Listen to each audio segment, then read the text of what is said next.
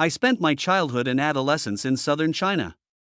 When I was a child, my family spent my childhood in a quiet town in southern China with a group of children from my relatives, 7 aunts, 8 aunts, cousins, and cousins.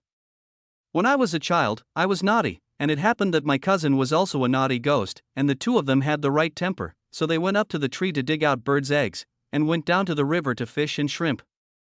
And there is an unforgettable interesting story in Yuzhong, fighting crickets, the small towns in the water towns in the south of the Yangtze River, with green mountains and green waters, in summer and autumn, are exactly, the shoregrass is flat and sandy. The willows are slanted, and the trees are full of pear blossoms. It is said that since the Ming and Qing dynasties, the residents here have passed down the hobby of fighting crickets for generations. Children fight crickets mainly for fun, while adults fight crickets in taste and style, as if it is a kind of elegance, and a higher level is directly related to economic interests. Why? Listen to me slowly. Every year during the summer vacation to August, when the osmanthus flowers are fragrant, our group of little bald monks will clean the cricket clay pots at home early and replace them with new soil as a new home to welcome the crickets. Then bring barbed wire covers, skewers, buckets, and other tools.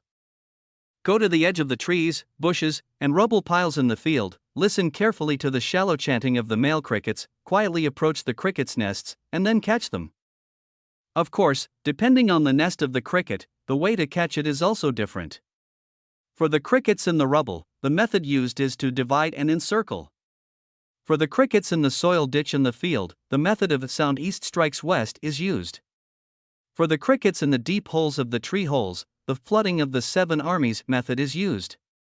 And the most difficult thing is to catch the crickets hiding in the holes in the wall, for which our little brothers have a trick, basically 9 out of 10, and I will keep the method secret for the time being. These are all valuable experiences that we have summed up in our long-term practice, from the end of August to the middle of September. The friends will invariably start to take out their crickets and fight. At that time, the street in front of my house was bustling with activity. The little bald heads scurried in and out, accompanied by the chirping of the victorious crickets and the cheers of the children, and it was usually decided within a week whose crickets were the victorious kings of the whole street. When children fight crickets, adults usually do not participate, and occasionally those who stop do not spin and walk. Gradually, however, we found that every time we were fighting crickets, the shadows of 2 adults appeared and disappeared among us.